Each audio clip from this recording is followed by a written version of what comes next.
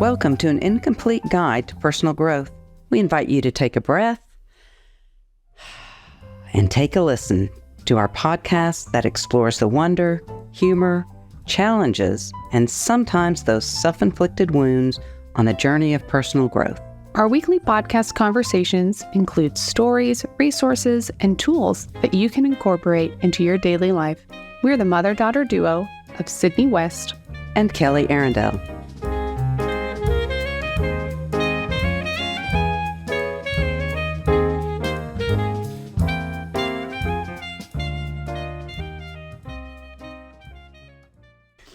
Hi, Mom. Hey, Sid. How are you? I'm good. How are you? Good. I'm really excited today because we have Lisa Little with us. Yay! And I'll do more introduction of her later, but I've gotten to know her through improv. Yes. Which is, improv. my latest, Yes, fun and this is activity. how, because our previous episode was on laughter, so it kind of ties in. Yep. Sometimes improv makes me want to cry, but other than that, there's laughter in it. But so the other day, we live on the back of a golf course, right? Yeah. We back up to one. And I always watch people as they, Swinging. And the balls go everywhere and they're in their yard looking, and I don't know if I'm supposed to let them know I know where it is or just let them look. So I usually just let them look. But, I'm like, why do people golf? Because they're so bad. They're so bad. But then if you listen, you can hear when it's really good. And you go, oh, wow, that's a good shot. And you can just watch it. And I finally figured out that's what improv is. Because why do I do it? I want to quit every other rehearsal we have or every other show because it's so bad. I'm like, you stink at this, Kelly. That was awful. And then you have one good show and you're like, God, that was so cool. And I don't even remember what was said, but it was it was good. Fun. Yeah. And you're like, oh. Yeah. So maybe I'll give those golfers a little bit of a break. Because it's that feeling of improv. Yeah, and that's some of what we're going to talk about today with Lisa. Definitely. So Lisa, you're the owner and artistic director of the Little Improv Theater. I always want to call it a house because it just feels, I guess I feel homey when I'm there. Isn't that weird? But that's good. Yeah, that's what we're going for. So it's that, but it also hosts the ComedySportz with a Z on the end of it, which is a national thing, right? It's a branded show. Okay. And so there are lots of different theaters all over the United States, and we've got one in Manchester, England. Oh, and so they run the same format of the show. Cool. And so it's like a licensed show. So how different theaters will license the rights from Disney or from different companies or writers to perform their shows. Yeah. It's the same kind of thing. Okay. That's cool. And I didn't realize that. Yeah, and ComedySportz, C Worldwide, they're actually a shareholding company. So all of the owners, they own the company together. So we all. Wow. So I'm one of the owners of that company. So cool. Yes, I didn't realize that. Yeah, and then and then you do classes and stuff like that, but that's separate than ComedySportz. Yeah, so the show is ComedySportz. The C is the shareholding entity, right? So we license the right to use both, the business, the education. We kind of get the right to use it in the way that we want to, but the show is branded, has to be family friendly, has to be competitive, has to have certain measures and marks that you have to meet. Yeah, that is so cool, and that's what that is one of the reasons I picked it, because as my intro, I started about a year ago, and I thought, I don't want raunch when I start this thing. You don't know. Comedy is very broad. It's very broad. And I thought, family friendly, I thought, it's pretty safe to start with. And then you have the option to do the different shows, which expands and doesn't have to be rated G or whatever, and that's been fun. But it's just that intro is what it got me in there, because I thought it'd be a safe place. So that was cool. Yeah, I mean, I think a lot of people, it's kind of a mixed bag, and not everybody realizes that it's like you start out in like this G-rated setting. Yeah.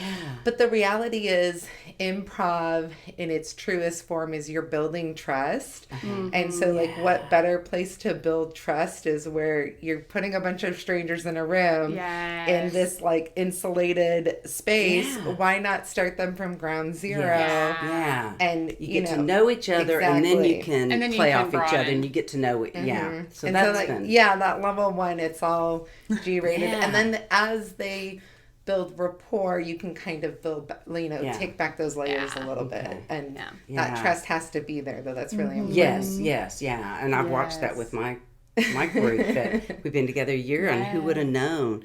Old ladies and bunch of young guys. It's been a while. That sounds weird, but it's been a lot of fun. That sounds weird. Oh my gosh. It has been. They're on hold. Sometimes they say stuff, and we'll be going, oh, I don't know what that means. What is that reference? Yes. So that's fun. So you do... This was funny. The Texas Climbers Coalition. So do you climb? Yeah, I do rock climb. Currently, I had an injury 2 years ago, and I've been a little scared to get back into climbing. So I'm more like in the land advocacy side of it. That I never knew that, so I looked up that site, the Texas Climbers Coalition. That is so cool. Yeah. But then I thought, okay, so you rock climb and you improv. You're a risk taker. It would because seem those to be. are not safe things. Yes. Okay, there's nothing safe about either of those. Okay? You know, it's so funny because sure, on paper, but I do feel like I tend to be like a calculated risk taker. Okay. You know what I mean? Yeah. Like I follow rules. I would have not guessed there that. Are rules to there improv. very much are. There are. And even with like rock climbing, like I am a big stickler for, form and for, trusting your climbing partners and for knowing, wearing your helmet and safety first. Yes. Okay. I like calculated risk taker. That sounds like it. Yeah. And I think about that with improv because one of the things we always say before show, got your back. And it's like, oh, that's nice to know. Then I get off stage and I'm like, God, I didn't do that very well. I let somebody just flounder. But that's it happens. That is it's a trust fall. Yeah. It is. And part of got your back is you're out there, but you're willing to make these decisions. You're willing to make these mistakes.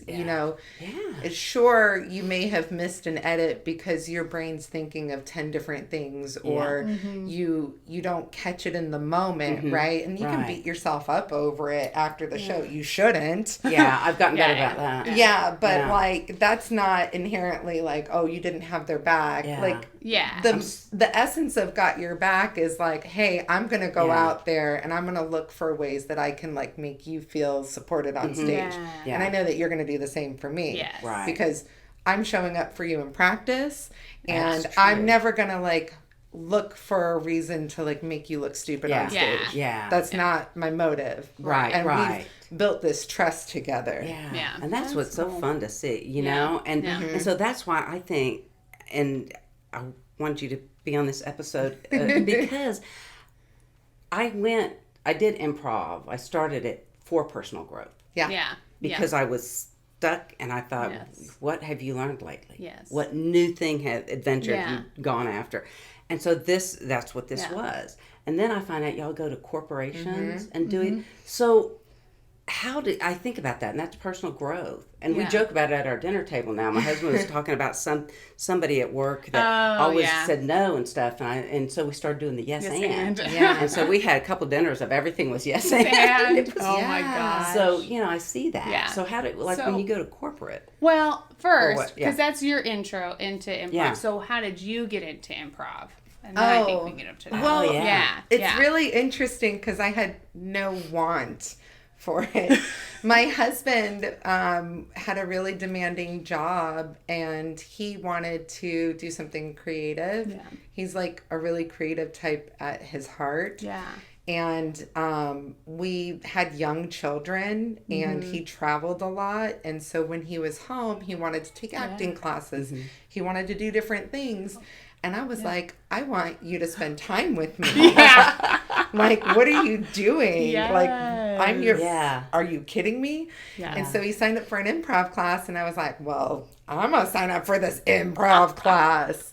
That's and so, awesome. Yeah, I tagged along. And then and I hated it. Oh, no. It gave me a headache. I was uncomfortable. Oh, my No. God. I thought it was stupid. I was like, what are we doing? Like, Yes. you think you're a 30-year-old man, you're going to be an actor? Like, what are you doing? We've got a family.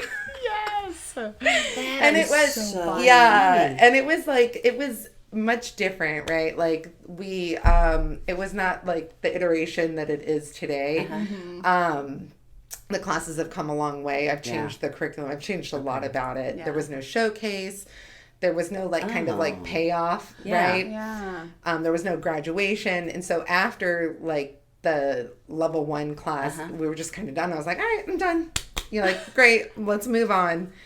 And then Jason, who was our first teacher, he reached out via email and he was like, hey, students, here's, there's an opportunity if you want to take another class. And Joe was like, I want to take another class. And I was like, whatever. And so he signed up and I was like, I have no interest in this. Yeah. And Jason was like, hey, Joe, what about your wife? And he was like, she doesn't want to do this. And he emailed me. He was like, I think you really should. Yeah. Like, you were a lot of fun. I was like, I was fun. And you were miserable doing it. I was like, I was not fun. I am not fun. Like, fun is not. Funny. I am not the person that so it would be fun. And he convinced me to come back. And then I had a little bit more fun. But again, I wanted to win, and you don't win at improv. No, you don't win an improv. You don't win. That's not the thing. Yeah, I wanted to win, and I couldn't win. I couldn't figure it out. So I would leave with a headache. That's awesome. And then we did do a little performance at the end. And so once the lights came on, and then it was like, oh, attention. So this is it. Attention. This is now the I can do it. Oh. That's the win. That's the win. That's the win. That's not the win for me. Oh, it's such a win. There was a payoff. There was a reason. I get Performers. it. I do. Yes. Well, and so I was an athlete growing up. I was a highly competitive athlete. So that's your performer. competition. Yeah, and so there was a payoff. Yes. So why do it if I don't get the treat at the end? Yes. So there it was. Agreed. And so then Agreed. See, and for me, the laugh. If I get a laugh, then I can get another one and another one, and I'm okay. So I guess that's my payoff. And look at you. Yeah. That is so fantastic. I would have never thought you were uncomfortable when you started the way you perform now. Yeah. Well, and then, there's so much that happened, but I think to really narrow it down is I must have gamified it in some sort of way and had some sort of ladder, right, that I somehow achieved. That is so good. That is great. Oh my God. Yeah, so I guess there's some personal growth in there, but she still wanted to win. That's right. Personal growth. And it's a win. Yes. Oh my God. So Joe probably made her little ribbons or something. Oh my God. No, but there's a lot of. I am a completely different person today, and I attribute it to improv. It really changed who I am. It changed my trajectory as a person, and it changed my worldview. Really, isn't that right? Yeah. I think that I know. Just the people I encounter, I would have never met them any other place. Yeah, that's true. And they're all from different walks of life, they're there for different reasons and whatever. Yeah. And it's just like, oh, wow. Yeah. It's one of my favorite things. I don't often teach a level 1 anymore. Yeah. Even though I write all the curriculum, I don't teach a lot of it anymore. And it's fun because I do once or twice a year try to go back and reteach every level so I can revamp it and revisit what was I thinking when I did this. But the most fun is to find out the why. Yeah. Because it is always there's different reasons. There's different reasons. Some of the guys are in there because they do public speaking. They want to be more comfortable at it. Yeah. It's funny because there's another lady. I don't know what age she is, my age or older. I don't know. But anyway, we were both in there. well, we just need laughter. We just need something fun. We need something new. That's all our, yes. So our reasons were different. Yeah. But it's work. It doesn't really matter that part of it. That is so funny. Yeah. Yeah. And then you were there because you were dragged in by your husband. So. Well, I wasn't dragged in. I was like. Didn't want to be left out. Well, yeah, didn't want to be left out. Yeah, I was like, I'm going to show you. Yes. I'm going to follow you. Yeah. That's the way to go. I love it. That's so good. Oh my gosh. That's fun. So how would you say you're different now than when you started? Like, I'm it's so interesting. I'm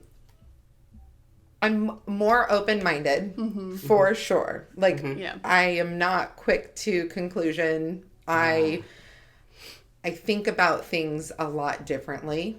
I consider a lot of different options. I feel like my brain works differently. Yeah. I bet. Yeah. I look at situations from a lot of different angles. Like the way that I read situations is completely different. Yeah. I'm happier. Yeah. It's so weird. Like I found improv when I was turning 30 and I had young children. Yeah. And that just puts you in a different place altogether anyway. Yes. Yeah, I don't know. I'm in a better place, and some of that's just age and wisdom. Yeah. But when you spend your whole life thinking that you for sure know things, and you are dead set in the way that you know things, and then you learn that you can approach things from an open perspective, and that other people have things to offer, and that you're not the only person in the room that has things to offer. It's so freeing. That's so cool. Yeah, because most people are taught to be the person that has the most to offer. Yeah.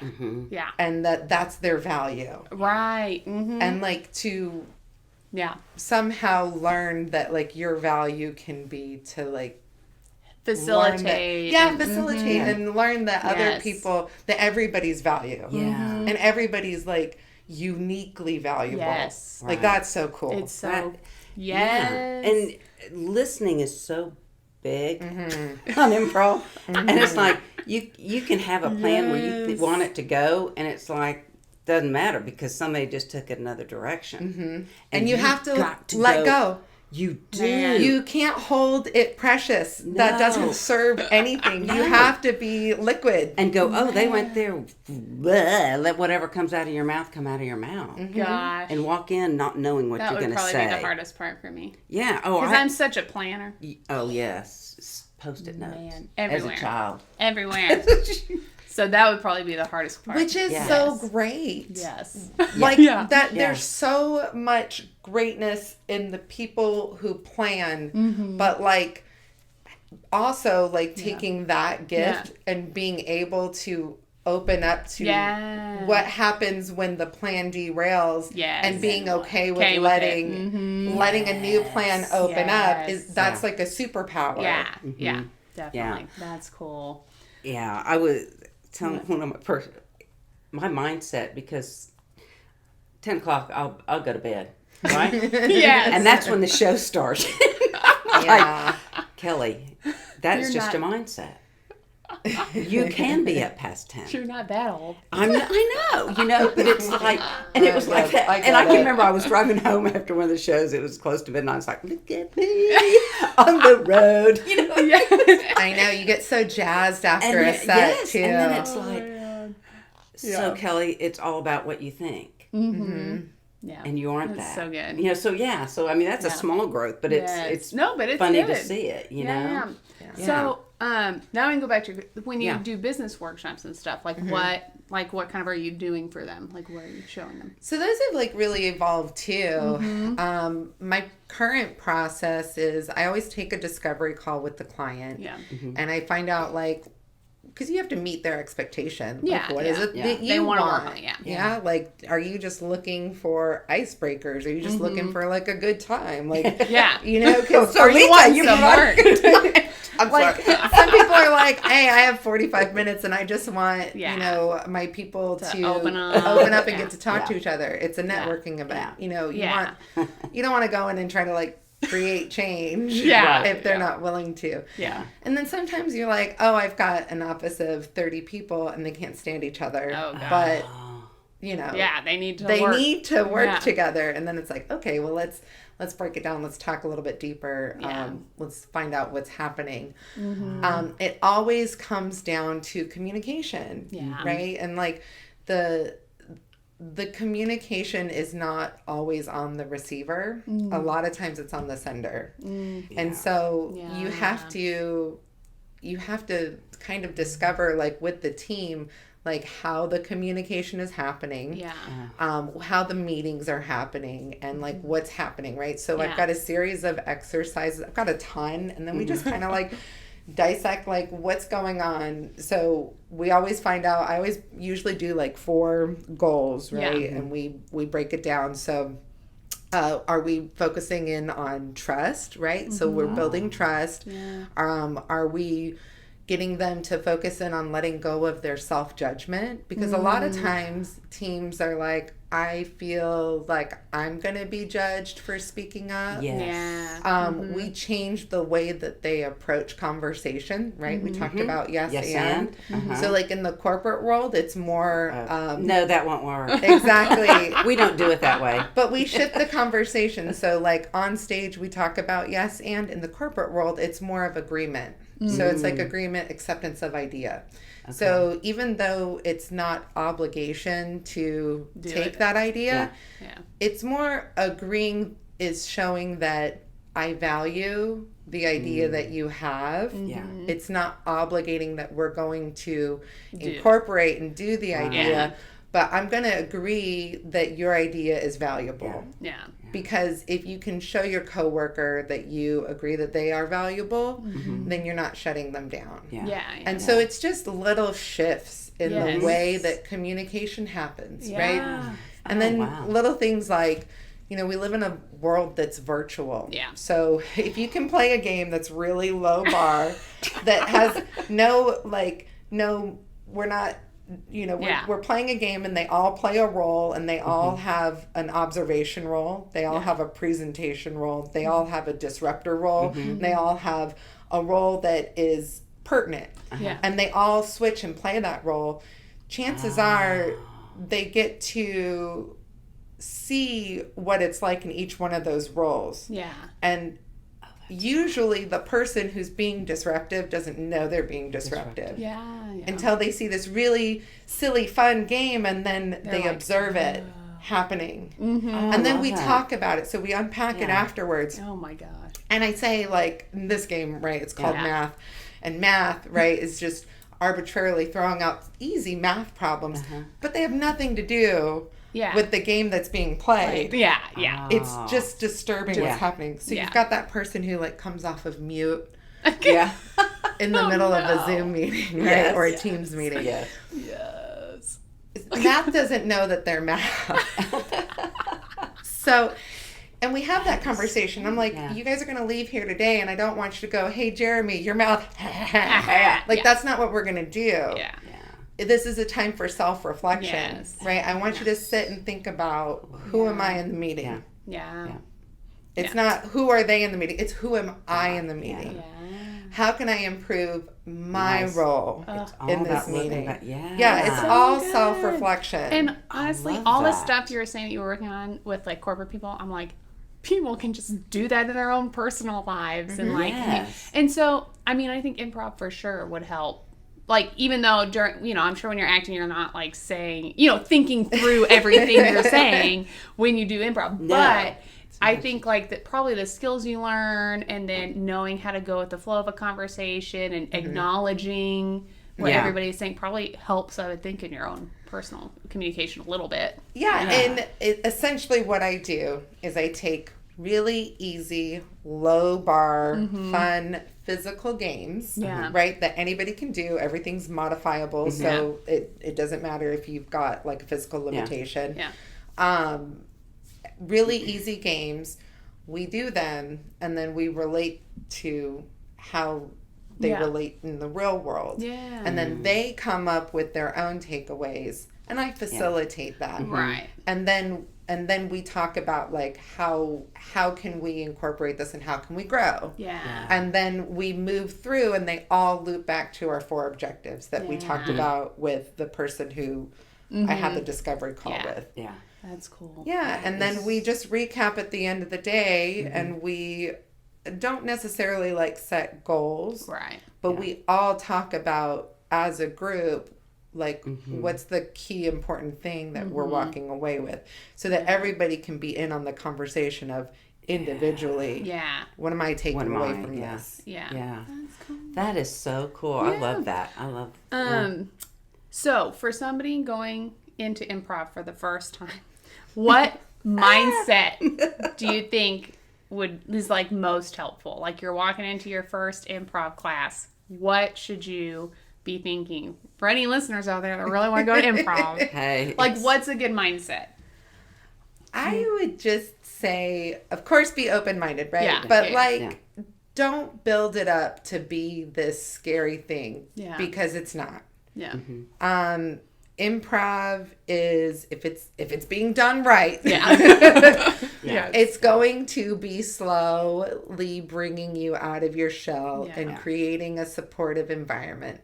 You're going to be in a controlled atmosphere, and everybody's going to be on the same page doing the same things together. You're not going to be put on the performance spot alone.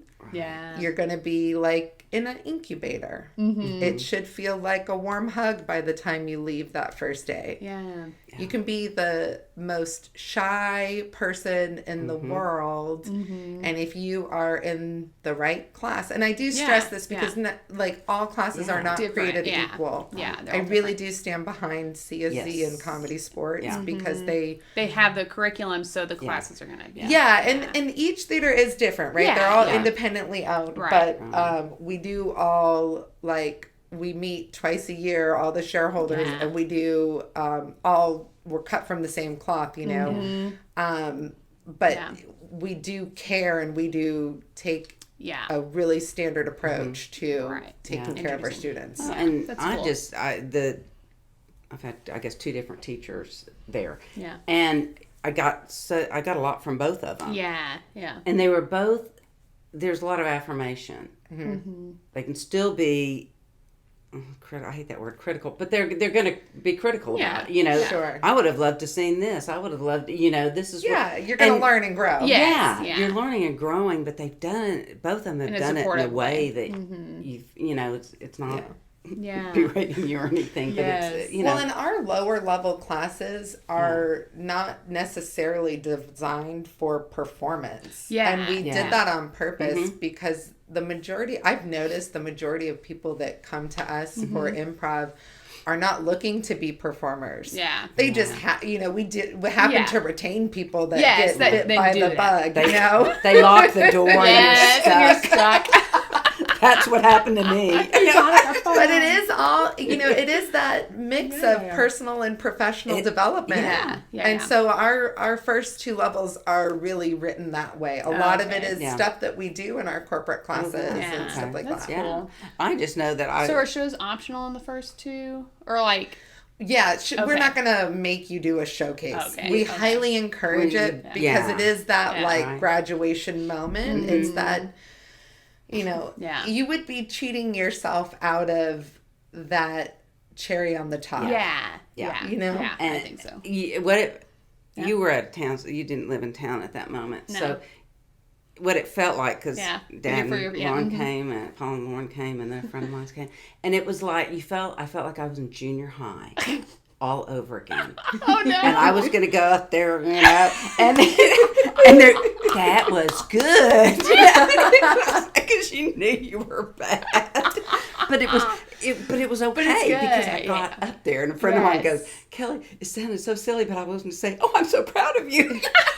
Well, so you get up. Yeah, our showcases. They're safe environment. Yeah, they're free, and they're only student invited. Yeah. So you invite your friends and your family. Yeah, so you don't have a bunch of strangers. Yeah, they're not strangers. It's not open to the public. We don't charge, and that's not true for everyone. No. Yeah. So this is just how we do it. Gotcha. Yeah. And it was a very safe environment, so it was fun. And I always think, why would I, on the days that I want to quit, I think, what else are you going to do? You go somewhere and laugh for 2 hours. You get 2 hours of laughing. If you have a really bad week, the rest of the time, you laugh for 2 hours. Yeah. With these silly people. Yeah. Who think of things that you never think of. And so it's like, how can you not? Yeah. So that's my hook every time I think, you really need to stop. Oh my gosh. So fun. What are some basic improv techniques that you think people could incorporate into their lives? Just simple. I don't know if there's just a simple one or two that you think you should do this in your life. I think, listen, it's going to sound really silly, but the thing that a lot of people don't do that they could do immediately is listen and then respond. Yeah. And don't it's don't be thinking of your response while they're talking. Don't preload. Even if it's preload, it's hard to empty your brain, right? Because your brain's moving a million miles an hour. Yeah. But we play this game, first letter, last letter. I know you've played it because I make all the students play it. Oh, but man. you wait until they're done with their sentence, and then you take the last letter of their sentence, and you make the first word of your sentence start with it. Yeah. So you have to. So you have to kind of dump what your preloaded response was. Yes. And you can still kind of if Does you're it have to make sense? Is it a sentence that has to? I mean, in theory. Hopefully. In theory. Yeah. In theory. Gotcha. But you can still I know ideally what I was kind of going to say. Yeah. Yes. But you have to dump that preloaded response. Because you have to start differently than what you think. Yeah. Listening is big. Yes. And not preloaded, because that is, yeah. God, it's so hard. And I think it's hard for everybody. I think that's I almost feel like it's just a natural human instinct to I know what I'm going to say. I have the answer. Yeah. Yeah. Well, and a lot of people, they fill the silence with words and they think that's a good thing. But any good detective or true crime show will tell you that's when criminals get caught. Yes. You're going to give yourself away. And I tell people, again, when you go back to classes performance improv, take a breath. Yeah. Let there be silence. Anytime there is a little bit of space, immediately the next thing you say is the most important thing. Silence is a tool. Use it. Yes. It is. And that's one thing that we've had to work on, because we'll talk over each other even, our group. And so it's that doesn't work. Yes. And that silence. And then when I watch other improv, it's they were silent. Did you see that? And it's never as long as what you think. It's always longer in your head. Because all this performing piano, the silences in between stuff, it's never as long as what you think it is. You're I'm making the audience sit there for 10 minutes. It's no, it was 2 seconds. Yeah. And nobody notices it. Don't fill that space. Yeah. Yeah. Man, that bell sounds handy. We should just have it in real life all the time. Put it on my table at home. Okay. Yeah. You see oh my gosh. We have Mexican night sometimes at the house on weekends. That so would we're gonna bring be a the bell. funniest. That would be the funniest dinner. Oh my gosh. What? So, do you want to ask this last question, or do you want your favorite? Yes. Do you have you're gonna be able to think real quick? A favorite improv experience? Yes. Oh, that's hard. I know. It doesn't have to be favorite, but one of. It could be somebody else's. There's so many. I got to coach my son's high school improv team Last year they won state, which was really cool. Wow, that's big. Yeah. And it was cool that he was a freshman and all the other ones were seniors, and they were really outgoing, and so they were just talented. Mm-hmm. This year they were all newbies, and those poor kids didn't stand a chance. Oh no. But they'll build it. But they were fun. They'll build it. Yeah. That was really fun. I really like so many moments, and they're usually just individual growth moments.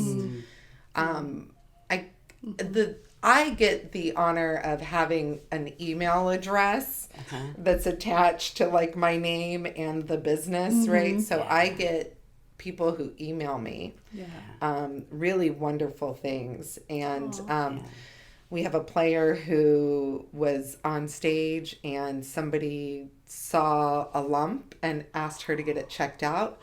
It was cancer, and she got it removed. Wow. And this person in the audience, it was this bizarre, crazy story. She wasn't even supposed to be there that night. She filled in. This person in the audience just happened to be there, was invited by friends last minute, and her mom had passed from this thyroid cancer. And she was like, I would just be remiss if I didn't tell you, get that checked out. It was this like strange thing. Yes. There's so many things. There's so many moments that is powerful. It's too much to pick. Yeah. That is great. Oh that my is gosh.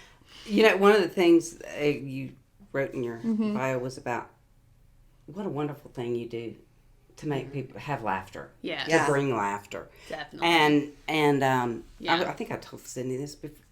One of the things I did this is pure selfish. I went, improv is about me. Yeah. And so that's why I was going. Yeah. And I'd done a show thing, and a couple weeks later somebody that also is improv in another group came up to me and said, I just want to tell you that I saw your show a couple weeks ago. I brought my sister because she was really down, and you said whatever line it was, and she laughed so hard, and then she cried. She was laughing so hard. And I was like, it was good, but it was like, it seems like there's a responsibility in this.